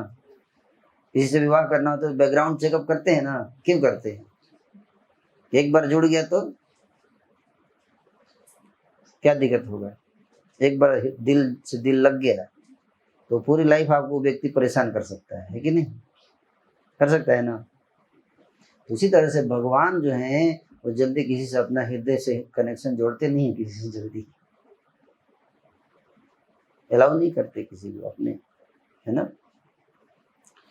जो जेन्युइनली उस लेवल का व्यक्ति होना चाहिए जो प्रेम कर सके। तो परीक्षा लेते हैं भगवान, है ना। आपके पास करोड़ों रुपए भेजेंगे, देखेंगे कि गलत रास्ते पे जा रहा है कि नहीं जा रहा है। सुंदर स्त्री भेजेंगे, देखेंगे कि अपनी पत्नी है इधर उधर देख रहा है कि नहीं देख रहा है। जो अपनी पत्नी के प्रति, अपने पति के प्रति लॉयल नहीं है तो मेरी भक्ति क्या करेगा, है कि नहीं। ये सारी परीक्षाएं आती हैं, उन परीक्षाओं को जो पार कर पाता है वही व्यक्ति भगवान तक पहुंच पाएगा ना, है कि नहीं। तो पहुंचे तो सब, everybody desires, but who deserves? It's not enough to desire to see God. But it's enough, it's required, you have to deserve to see God. Everybody desires to become IAS, but how many people deserve? वो exam के बाद clear हो जाता है कि नहीं? So that if you want something very precious, बहुत कीमती चीज चाहिए, बड़ा कुछ चाहिए, तो आपको उसी हिसाब से एग्जाम भी देना पड़ेगा, टेस्ट। इसलिए महान संत जो हैं वो इन परीक्षाओं को क्या करते हैं? पार करके उन तक पहुंचते हैं। लेकिन हमको निराश होने की जरूरत नहीं है कि अरे इतना दूर कैसे जा रहा है ना। भगवान बड़े दयालु हैं और हेल्प भी करते हैं। अगर कोई कितना भी किसी के अंदर कमियां हो, लेकिन अगर वो इच्छा करता है प्रभु मैं आपके पास आना चाहता हूँ, मेरे अंदर बहुत कमियां हैं लेकिन मैं आपके पास आना चाहता हूँ, तो उसकी भावना को भगवान सम्मान करते हैं, है ना। भगवान कहते हैं अचपीचे तो सुदुराचारो भजते मां मनन्य भाग। अगर कोई बहुत बड़ा दुराचारी भी है, अगर वो ठान लेता है कि नहीं अब मेरे को भगवान के पास को प्राप्त करना है और लग जाता है मेरी भक्ति में, तो मैं उसको साधु मानता हूँ। धीरे धीरे धीरे धीरे क्षिप्रम भवति धर्मात्मा, उसको शुद्ध करता हूँ, है ना। शुद्ध होकर व्यक्ति, इसलिए आप देखिए हमारी संस्था में बहुत लोग ऐसे जुड़ते हैं, शुरू में बहुत बुरी आदतें होती हैं, लेकिन धीरे धीरे जुड़ते हैं और भक्ति करते हैं, चैंटिंग करते हैं, इतना जीवन सुंदर हो जाता है, पूरा वातावरण ही चेंज हो जाता है घर का, है ना। और उनके हृदय में मतलब बहुत अच्छे गुण आ जाते हैं। आप हमारे आजकल आप जानते हैं यंग जनरेशन की क्या स्थिति है, लेकिन वही यंग लड़के जब आते हैं हमारे कार्यक्रम में, यूथ फोरम में जुड़ते हैं, तो पूरी तरह से चेंज हो जाते हैं। आप विश्वास नहीं करेंगे कि वही लड़के जो 2 साल पहले क्या क्या गलत कार्य करते थे, है ना। हमारे प्रोग्राम में ऐसे ऐसे लोग ट्रांसफॉर्म हुए हैं, यू वॉन्ट बिलीव। एक व्यक्ति जिसने कई मर्डर किए उसने, और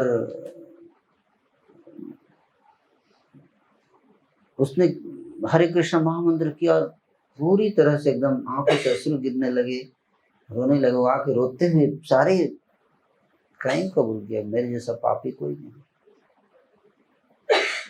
और पूरा परिवर्तन हो गया हृदय तुरंत। और एकदम उसके बाद में एकदम गाय की तरह हो गया। मतलब आपको विश्वास नहीं हुआ कि ये व्यक्ति ऐसा कर सकता है ना। और इतनी रोज जो है 32 माला जप करना, 50 माला जप करना, इतना ट्रांसफॉर्मेशन हो जाता है ना। ऐसे हजारों उदाहरण हैं। प्रश्न उत्तर कैसे हो जाता है, ये शास्त्र में बताया गया है कि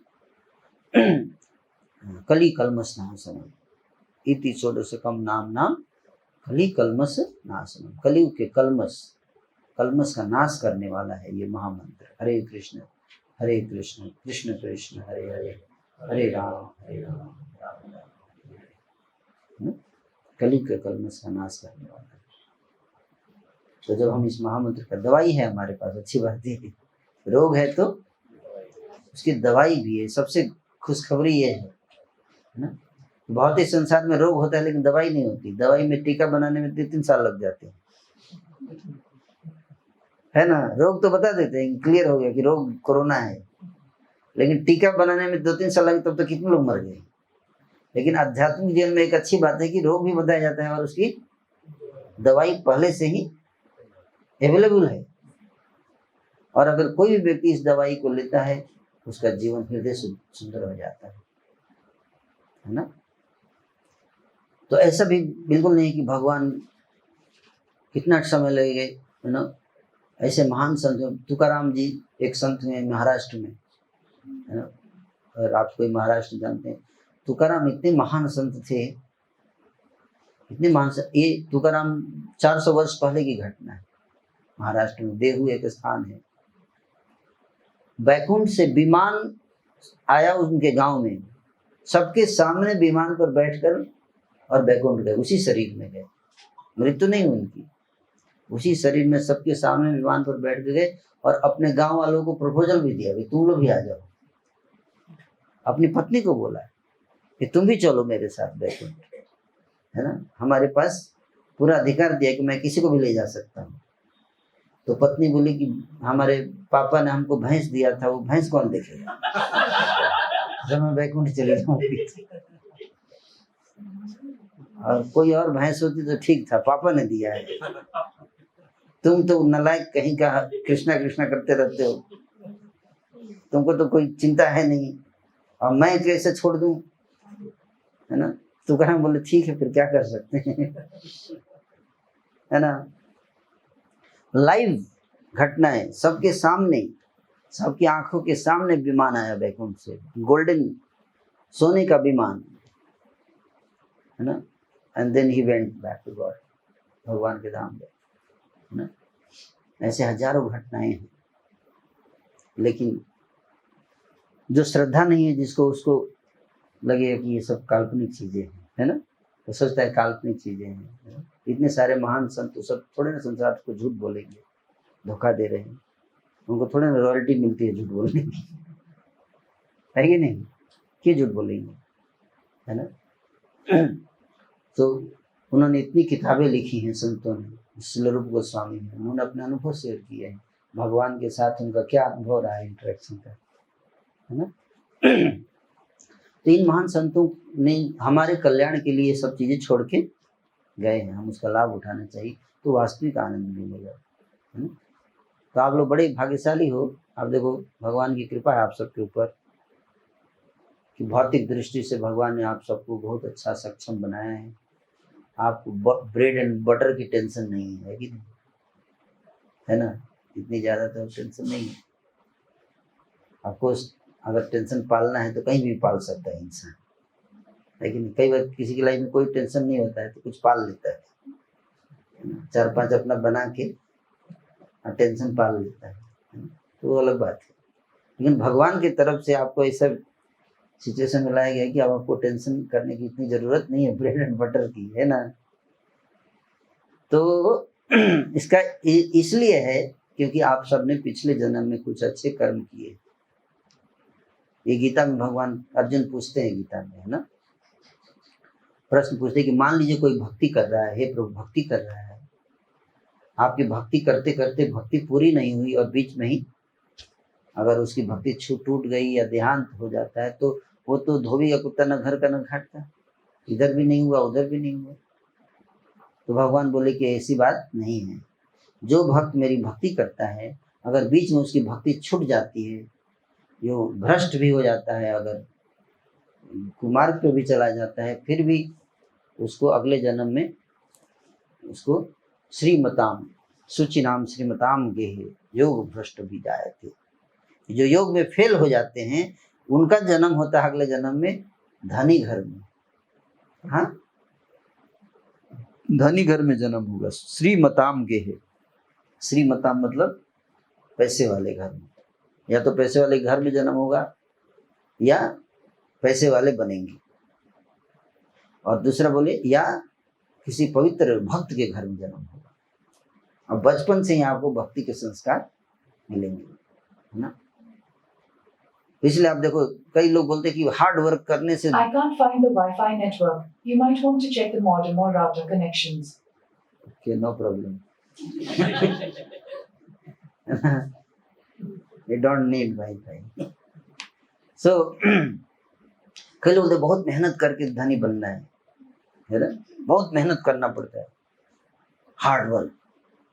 अगर हार्ड वर्क करने से व्यक्ति धनी हो जाए तो गधा सबसे धनी होता है, क्योंकि गधा सबसे ज्यादा हार्ड वर्क कर सकता है कि इट्स नॉट लाइक दैट। आप बिना हार्ड वर्क किए धनी बन सकते हो। जैसे मान लीजिए मुकेश अंबानी कैसे धनी बने, क्या किया उन्होंने, एक ही काम किया कि धीरू भाई अंबानी के बेटे बने,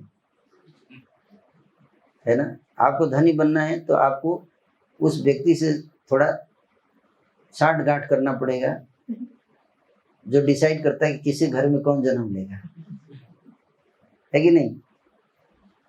और अगर आपने उससे साठ गांठ कर लिया और उससे बोल दिया कि मुकेश अंबानी के घर में डाल दो, तो आप जन्म लेते हैं, यू आर बिलियनर, ऐसा और नो। अदरवाइज आप देखो मेहनत करते करते भी 2 वक्त की रोटी लोग नहीं जुटा पाते। जिसे कहते हैं कर्मों का खेल। क्या? कर्मों का खेल। आप हो सकता है कि बहुत मेहनत करके आप इस पोजीशन में बैठे हैं, यहाँ इतना पैसा कमा रहे हैं, आपका बेटा जन्म लेते ही शुरू हो गया धनी घर में, है कि नहीं। उसने क्या कर्म किया, केवल एक ही कर्म किया कि गर्भ से बाहर आया। इस जन्म की अगर बात देखी जाए तो भगवान कहते हैं कि जो इस जीवन में वेल सेटल्ड हैं, इसका मतलब पिछले जन्म में उन्होंने कुछ भक्ति की है और उनकी कुछ भक्ति बची रहती है, और वो उनको पूरा करने के लिए उनको कंफर्टेबल सिचुएशन दिया था जहाँ की वो अपनी भक्ति को पूरा आगे आसानी से कर सके। ब्रेड बटर का टेंशन नहीं रहेगा, उनको बैठ के माला करेंगे बढ़िया से।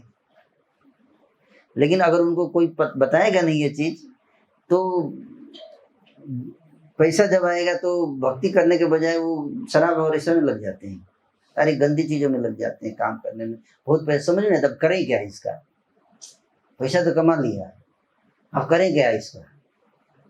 ऐसा चलो थोड़ा मस्ती करते हैं, थोड़ा है ना, सिंगापुर घूम के आते हैं, है ना, वहाँ पे एक होटल में रहेंगे, हर रात 2 लाख रुपए रेंट है वहाँ, एवरी नाइट दे पे 2 लाख रुपीज। क्योंकि समझ में नहीं आता करे क्या, कहीं फेंक के आना है कि नहीं। तो लोग उल्लू बना बना के पैसा आपका सब गायब कराते हैं। देखो बताते, बॉम्बे एक मॉल है, भिखारी जो कपड़े पहनते हैं वैसा कपड़ा वहां बिकता है, फटा पुराना, फटा हुआ एकदम, फटा हुआ कपड़ा फैशन शो में है। और जीन्स अगर फट जाता है तो पैसे दाम बढ़ जाता है उसका, है कि नहीं? और आजकल लोग जीन्स फटा हुआ पहनते हैं, बोलते हैं ये नया फैशन है। ये भिखारी का फैशन नया हो गया। आप देखिए फटे पुराने कपड़े पहनते फैशन बना दिया लोग, है ना? यही तो है। आप फेंको पैसा कहीं, अब यहाँ फड़ा है फैशन बना दिया, तो थोड़ा नीचे फाड़ देगा, बोलेगा नया फैशन है, थोड़ा पैसा और बढ़ा दीजिए, ऐसे पैसा फेंकते रहिए। What is this? It's just wasting money because you don't know where to invest, therefore we are wasting. So we should understand कि हमको जब एक भगवान एक कंफर्टेबल पोजीशन में लाते हैं तो अब हमको भगवान से जोड़ना चाहिए, और जो बचा हुआ हमारा भक्ति है उसको क्या करना चाहिए?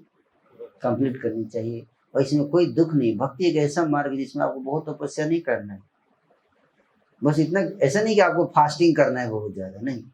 भगवान तो बस खाओ कोई दिक्कत नहीं, लेकिन मेरे को भोग लगा के खाओ।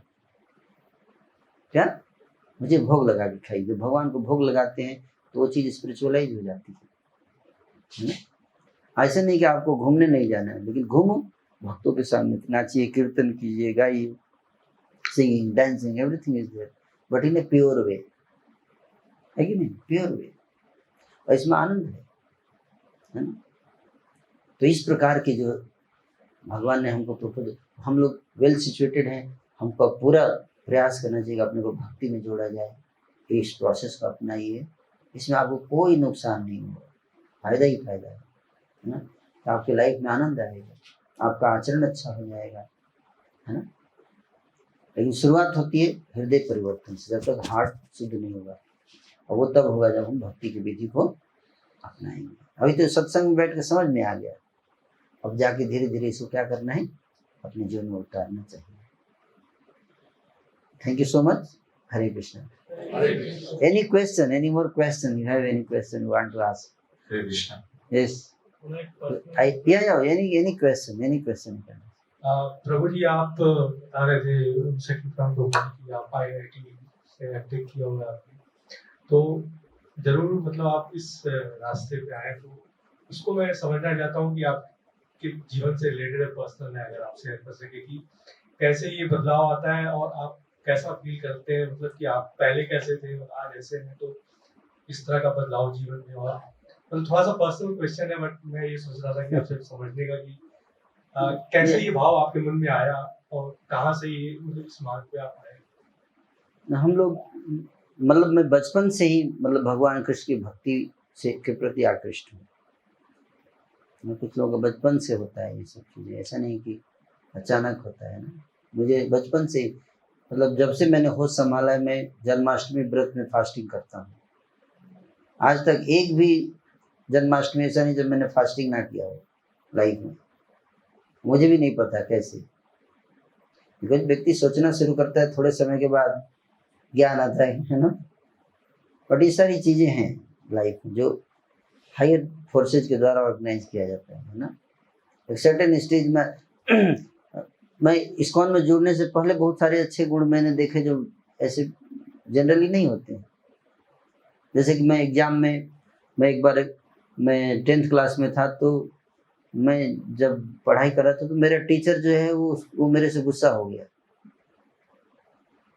तो उसने मेरे नंबर काट दिए जानबूझ के, है ना। तो जब नंबर काट दिए तो मेरे ब्रदर ने पूछा कि इतना कम नंबर कैसे आया। तो आइडियली मैं बताना था कि मैंने तो लिखा था, उसने काटा है। लेकिन मैं ये सोच रहा हूँ कि मैं अपने टीचर को कैसे ब्लेम कर सकता हूँ। जनरली बच्चे ऐसा नहीं सोचते हैं, बट मेरी थॉट प्रोसेस अलग थी। तो मैंने बोला नहीं, शायद मेरे से ही गलती हो गई। तो ब्रदर पूछ रहे हैं, वो भी टीचर थे उसी स्कूल में, बोले उसने तो नहीं काटा कहीं। तो नहीं, उनको दोष देना ठीक नहीं है, शायद मेरी ही गलती हो गई। उसी तरह से मैं जब इंजीनियरिंग कर रहा था तो मैं फर्स्ट ईयर सेकेंड ईयर दोनों साल टॉपर था अपने कॉलेज का, और थर्ड ईयर में 2 नंबर से मैं पीछे आ गया।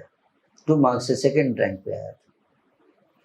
तो उसमें जो मेरा एक टीचर था वहाँ पे भी, उसने भी मेरे खिलाफ हो गया, उसने मेरे मार्क्स काट दिए। और कभी उतना कम मार्क्स मेरे को कभी आया ही नहीं लाइफ में, तो सबको पता था कि उसने काटा है जानबूझ के। तो बाद में जब सेकंड रैंक आया तो मैंने तो कुछ बोला ही नहीं किसी को, वो टीचर ही मेरे को बाद में बुलाया, बोला मैं आपसे क्षमा चाहता हूँ, मैंने आपका नंबर काटा। अपने घर बुला के उसने बोला, है ना। मैं बोला कोई बात नहीं, है ना। So this kind of characteristics, एक सर्टेन स्टेज है लाइफ में, है ना, उसमें इच्छा थी कि मेरे को गीता पढ़ना है अपने आप। I want to study Gita, I want to read, I want to know what is the goal of life, why we are here, what is the purpose. इस संसार में दुख क्यों है, लोग इतने दुखी क्यों हैं, है ना? ये एक लाइफ होता है, सबका अलग अलग लाइफ है। इसी तरह से हमारे सबके अलग अलग कर्म होते हैं। जब गौतम बुद्ध जब जन्म लिए तो उनके कुंडली में ज्योतिषी ने देख के बता दिया कि आप, महाराज सुधोधन उनके पिता थे, उनको बता दिया कि आपका बेटा संन्यास ले लेगा। तो बोले कि इसको रोकने का कोई उपाय नहीं है, एक ही बेटा है। तो ज्योतिषी ने बोला कि विवाह कर दीजिएगा पहले, और इसको कोई दुख मत होने देना, दुख होता है तो व्यक्ति वैराग्य ले लेता है।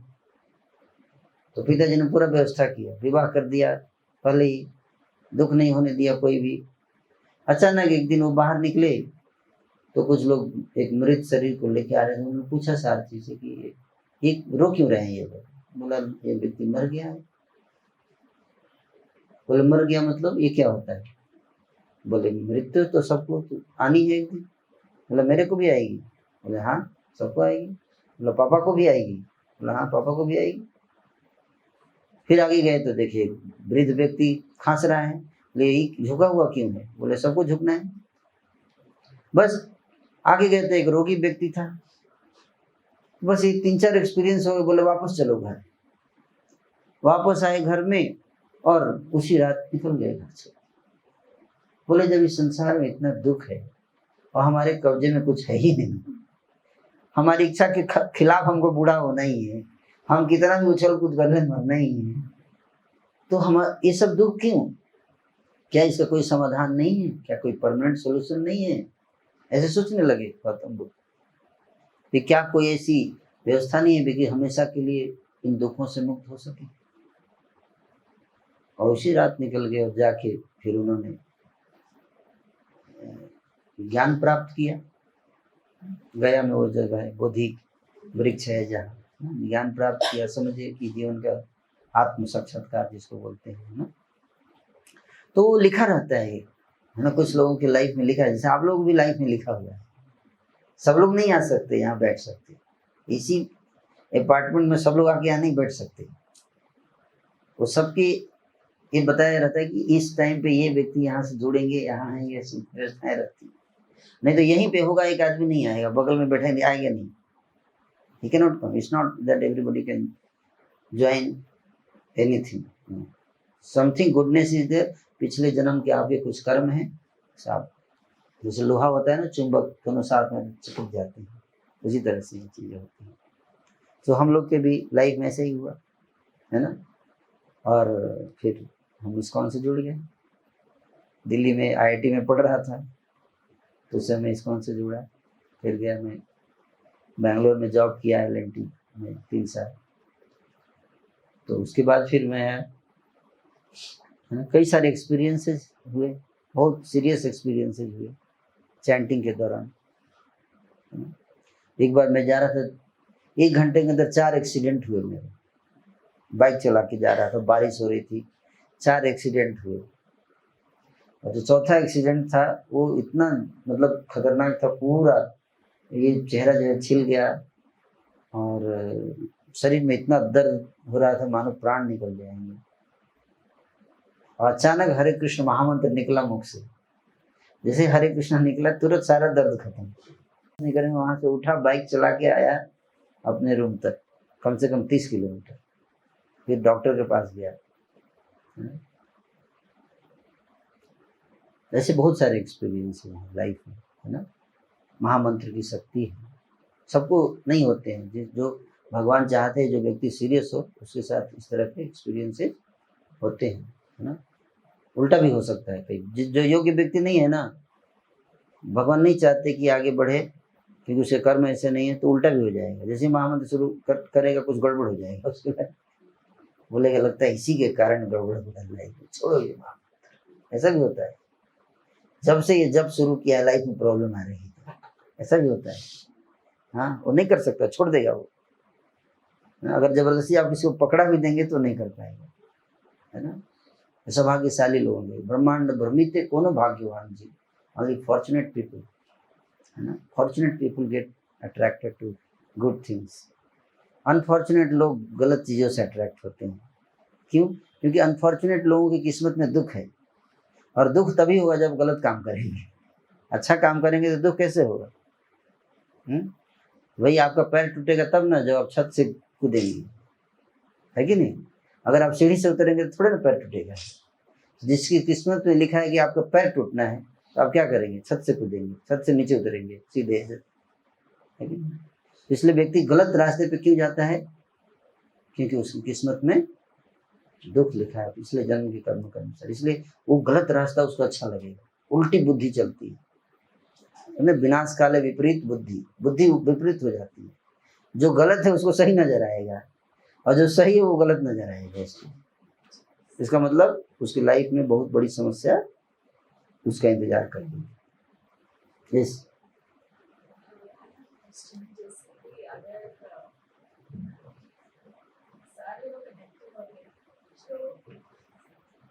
जैसे सारे लोग कनेक्टेड होते हैं तो एक आदमी जैसे फैमिली होता है तो वो अगर गलत राह पे जा रहा है और बाकी सारे ठीक है तो फिर वो कैसा कनेक्शन? जैसे बाकी सारे सही हैं, भज रहे हैं, बात को मानते हैं और एक नहीं मानता है, हो सकता है। वो सारे लोग कैसे इन्वॉल्व है, मतलब उसके साथ कनेक्टेड है। हाँ, ऐसा भी हो सकता है सारे लोग भक्ति को नहीं मानते, एक मानने लगे, ऐसा भी हो सकता है। जैसे आप देखो हिरण्यकशिपु के परिवार में सब राक्षस थे, एक प्रहलाद भक्त बन गया, है कि नहीं। एक प्रहलाद भक्त बन गया, और लंका में सारे राक्षस थे, एक विभीषण भक्त बन गया, है कि नहीं। और ऐसा भी होता है कि सब बढ़िया है और एक दुष्ट निकल जाए। जैसे श्रीमद् भागवत में भगवान का एक पुत्र था जिसका नाम था साम तो था ही, उससे पहले एक नरकासुर था। नरकासुर वो भगवान का बेटा था, और गलत संग में आके वो राक्षस बन गया। भगवान ने अपने हाथों से मारा उसको, अपने बेटे को।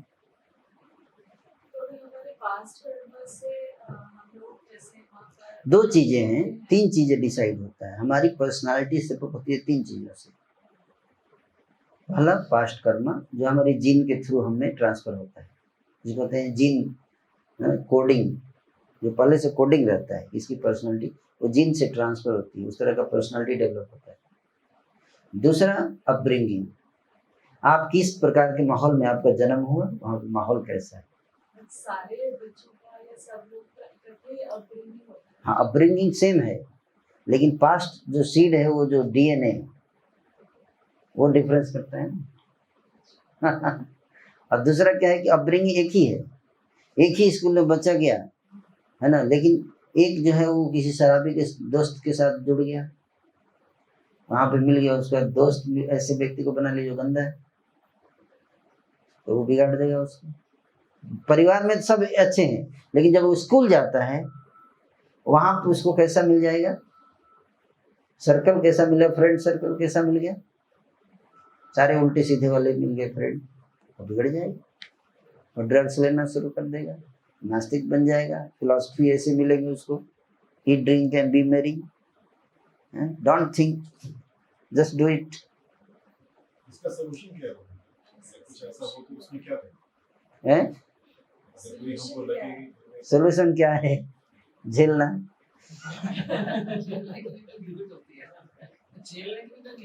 कोई लिमिट नहीं है। झेलने की लिमिट यही नहीं होती है। देखो अब सिंपल बात बताइए, गर्मी का मौसम आता है, ठीक है, जब आप बाहर निकलते हो तो गर्मी लगती है ना, किसी कारण गर्मी लग रही है? सूर्य के कारण। कोई सूर्य को गाली देता है? हम टॉलरेट करते हैं। ठंडी के मौसम में क्या होता है? टॉलरेट करते हैं ठंडी को। क्यों? क्योंकि हम चेंज नहीं कर सकते। तो जहां आपको क्लियर हो जाएगा कि इसको चेंज नहीं कर सकते और इसको झेलना है, वी कैन। प्रभु की वो अलग ही रहेगा सबसे, हैं? सबसे लगी सारी उम्र वो अलग ही रहेगा वो। हाँ, उसकी पर्सनालिटी ऐसी है, उसको चेंज करने का प्रयास कर सकते हैं क्या? मैंने ये भी सुना है कई बार। लेकिन हमेशा ये बात याद रखिए कि कोई गारंटी नहीं है कि आप उसको चेंज कर सकते हैं।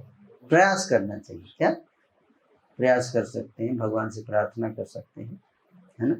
और प्रार्थना और प्रयास के द्वारा ये भी कहा जाता है कि अगर आपके परिवार में कोई एक जन भी अगर उस भक्ति की राह पे चल गया है, ईश्वर के साथ जुड़ गया है, तो उसके पूरे परिवार का ध्यान रखा जाता है। बिल्कुल सही बात है, बिल्कुल सही कहीं ना आपने, कहीं किसी ना किसी रूप में बिल्कुल सही अगर बात आपके है। परिवार में एक जन है जो भक्ति की राह पे Correct. नहीं है, तो ये भी है कि वो रखा जाएगा उसके पूरे परिवार हाँ, को। लेकिन ये हाँ, बड़ा है कि अगर एक जन एक भी दुष्ट भी है, अगर दुष्ट भी है तो वो धीरे धीरे वो शुद्ध हो जाएगा। रखा जाएगा। सर थर्ड थिंग क्या है? एक डीएनए, एक अपब्रिंगिंग और दूसरा है current environment, present environment. Present अभी कैसे माहौल में है। हो सकता है बहुत दुष्ट आदमी है, ठीक है, आपके घर में कोई बहुत दुष्ट आदमी है, ठीक है, उसको आप संत से मिलाइए। अगर वो किसी तरह से संत से इंटरेक्ट करेगा ना तो वो सुधर जाएगा। बहुत बदमाश आदमी में क्या होगा, वो संत जो है पारस मणि की तरह होता है, वो टच करके सुधर देगा। वो एक प्रश्न हो रहा है। यस, आपने 9 स्टेजेस बताए, तुरंत नहीं होगा लेकिन थोड़ा टाइम लगता है। यस, आपने 9 स्टेजेस बताए थे, इसमें लास्ट में निष्ठा और प्रेम आता है। निष्ठा, रुचि, आसक्ति, भाव, फिर प्रेम।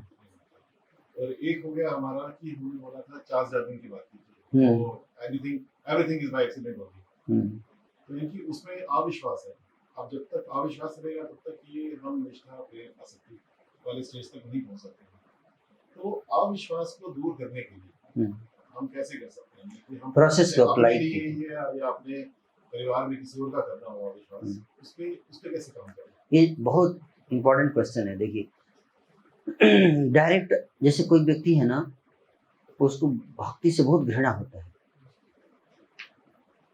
बहुत घृणा होता है। जैसे शिशुपाल था, वो कृष्ण का नाम सुनते ही उसका एकदम पारा गर्म हो जाता था, है ना? ऐसे भी लोग होते हैं। आप आज छोड़िए, भगवान के टाइम पे होते थे ऐसे लोग। तो ऐसे लोगों को आप कृष्ण के बारे में मत बोलो, भक्ति मत बताओ, ठीक है। सबसे पहला चीज, ऐसे लोगों को पहले हमको उनको ये फील होना चाहिए कि आप उसके वेल विशर हैं, सबसे पहला स्टेप। तब वो आपकी बात सुनना शुरू। आप उसको बोलोगे तुम पापी हो तो आपके पास आएगा ही नहीं। बोलेगा हम पापी हैं तो हम पापी हैं तो आप क्यों आ रहे हो मेरे पास, गेट आउट ऑफ हियर। तो कभी उसको ये नहीं बोलना है कि तुम पापी हो, उसको ये फील नहीं करना कि तुम बहुत गलत कर रहे हो। हमेशा उसके अंदर कुछ अच्छाई ढूंढनी है। क्या? कुछ अच्छाई ढूंढनी है और उसको बताना है ना। जैसे मैं एक बार एक जगह गया था तो उसके पिताजी अपने बेटे को लेके आए मेरे पास, बोले ये नलायक भक्ति करता नहीं है ना। तो बच्चा मुस्कुरा रहा है, तो मैं बोला कि आपको पता नहीं है ये भक्ति बहुत करता है लेकिन दिखाता नहीं है। तो बहुत खुश हो गया। समझे बात को? इसके अंदर भक्ति है, ऐसा नहीं कि आपके अंदर भक्ति है, ये दिखाता नहीं है ना। जैसे ये बोला तो वो खुश हो गया है। तो इस तरह की चीजें हमें ना अप्रिशिएट करना। क्या? और महान व्यक्ति का लक्षण क्या होता है कि जिसके अंदर कोई गुण ना हो उसके अंदर भी गुण क्रिएट करके उसको क्या करें, मैग्नीफाई कर देना। तो सामने वाला व्यक्ति जो है वो सोचता है क्या, है ना, ये व्यक्ति हमारे अंदर अच्छे गुण देख लिया, है ना? तो इस तरह से ऐसे लोगों के अंदर भी कुछ अच्छाई हमें क्रिएट करना है, अगर नहीं है तो क्या करना है, क्रिएट करना है, और क्रिएट करके अप्रिशिएट करना है। और जब हम अप्रिशिएट करेंगे तो person feels encourage, that is very very important. लेकिन अगर हम उसके निगेटिव पे बार बार फोकस करेंगे तो और दूर होता चला जाएगा, और दूर होता चला जाएगा। So always try to give something, always trying to find some opportunity to appreciate the person. This is very very important. कुछ अच्छाई होगी, कुछ अच्छा कर रहा होगा, है ना। कुछ अच्छा नहीं, किसी गरीब को खाना खिला रहा है, उसके लिए अप्रिशिएट करें। वो तो कर रहा है, भक्ति नहीं कर रहा है, गरीब को खाना खिला दिया। या पहले कभी 2 साल पहले कुछ अच्छा किया होगा, उसको याद कीजिए, बोलिए तुमने इतना अच्छा किया, हमको बहुत याद आता है तुम्हारा ऊपर, है ना। ये बहुत इंपॉर्टेंट है, हार्ट टच करना है व्यक्ति को, है ना। Transformation starts bye touching the heart, is that okay. और फिर धीरे धीरे व्यक्ति पॉजिटिव होगा आपके प्रति, पॉजिटिव होगा, है ना।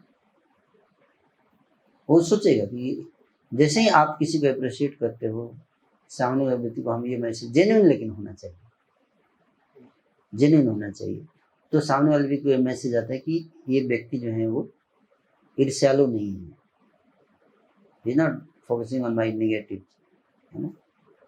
He is a balanced person, he is a genuine person, he is not judgmental person, कि दुनिया में हमारे बारे में क्या परसेप्शन डेवलप करा दिया गया है, नहीं बताएगी। बात करके हम किसी के बारे में एक जजमेंटल हो जाते हैं, है ना, कि ये व्यक्ति तो ऐसा ही है। तो कई बार जो बदमाश होता है ना, उसको लगता है कि हमको तो सब ऐसे ही सोचते हैं, हम बदमाश हैं, है ना। सब ऐसे ही सोचते हैं कि मैं क्या हूँ, बदमाश हूँ, है ना। तो मुर्दे पर 1 मन माटी डालिए या 9 मन माटी डालिए, क्या फर्क पड़ता है। जब बदमाश हो ही गया वो फेमस, तो बढ़िया से हो जाते हैं। समझे बात को। तो ऐसे लोग चेंज होते हैं जब कोई इनको अप्रिशिएट कर देगा, ये कैसे हो गया, बहुत आश्चर्य होता है, ये कैसे हो गया, ऐसे कैसे हो गया, मेरे अंदर कोई अच्छा गुण कैसे देख सकता है ना। जरूर ये स्पेशल आदमी होगा, who doesn't get influenced by opinion of the public. You got the point? First message he gets, and that is the unique thing. ना, he has his own sensor to decide who is what. तो हर व्यक्ति के अंदर कुछ अच्छाई है। सबसे बड़ी अच्छाई क्या है कि हर व्यक्ति भगवान का अंश है, हर व्यक्ति के हृदय में भगवान है। तो भगवान ने तो उसको त्यागा नहीं, तो हम कैसे त्याग सकते है कि नहीं। सबके हृदय में भगवान है, दुष्ट के हृदय में भी भगवान है। वो सब देख रहे हैं कि बदमाश है, फिर भी भगवान उसके साथ रहते हैं। प्रेम का यही लक्षण है, कोई कितना ही बदमाश हो जाए लेकिन हमेशा उसकी भलाई का सोचना, है ना, that is love. So gradually love transforms anyone. Always remember, love has very high power. बड़े बड़े पत्थर हृदय पिघल सकता है, प्रेम में इतनी शक्ति है। और प्रेम का लक्षण कोई एक्सपेक्टेशन नहीं, just ready to give without any. हम आज 1 घंटे सेमिनार दिए तो मेरे को ये भी एक्सपेक्टेशन है कि कल आप माला करोगे, no, that is expectation. No, I try to serve, whether you accept or not. I will keep serving. That should be all. I will keep serving. है ना, so that should be the process. Okay. Hare Krishna. हरे कृष्णा। और जब भी कोई problem आती है तो हमेशा बहुत रोने के बाद में हमेशा YouTube पे जाके हरे रामा हरे कृष्णा या सदगुरु या कोई भी जाके सुनती हूँ, और वो मेरे को काम डाउन कर देता है। एंड ऑलवेज मुझे गीता की एक बात याद दिलाता है कि एक्सपेक्टेशन है, एक्सेप्ट नॉट एक्सपेक्ट। बट जब मैं आप लोगों का देखती हूँ तो मेरे मन में एक क्वेश्चन है कि गुरु बनाने से क्या वो मुझे और वो कर पाएगा, और आप लोग गुरु मंत्र भी देते। जस्ट लाइक आप कोई बीमारी हो गई तो आप इंटरनेट पे जाओगे, दवाई ढूंढोगे, कोई दवाई लोगे तो साथ में लिखा रहता है must consult because you don't know how much to take, and which medicine is exactly suitable for you. No? Internet पे हर चीज रहता है, but at the same time you must consult a person. If you can have personal touch with someone who can actually help you. और आप लोग गुरु मंत्र भी Yeah. So then you'll be much more like I can handle the situation much more much better. You can easily. not only help, you can become empowered to help others also. वही तो आपके लिए सोच रही होगी, मैं कैसे help करूं? You can become so powerful that you can even help others. It comes from Yes, इतना easily आया. because Krishna says that who is genuinely searching, God is always there. मैं जनकपुरी में थी, मैंने सर्च करा इंटरनेट पे, उन्होंने बोला द्वारका में है, and nobody had time to take me there. और यहाँ मैं आई हूँ और यहाँ पर जैसे भगवान ने मेरे को इधर तक पहुँचा दिया. It's really so satisfying, so satisfying. Hare Krishna. We have the birthday celebration. Yeah, birthday. किसका birthday है आज? Rama Rama to you, Hare Hare to you. Jaggushri Prabhupada ki jai. So I'll ask Prabhuji just give 1 minute as like some blessing words to all of the birthday devotees. Hare Krishna. Yeah, we pray to Krishna that this birth, the whole life, your whole life becomes auspicious, filled with happiness, and you achieve all success in your life. That is our prayer. For all three of you.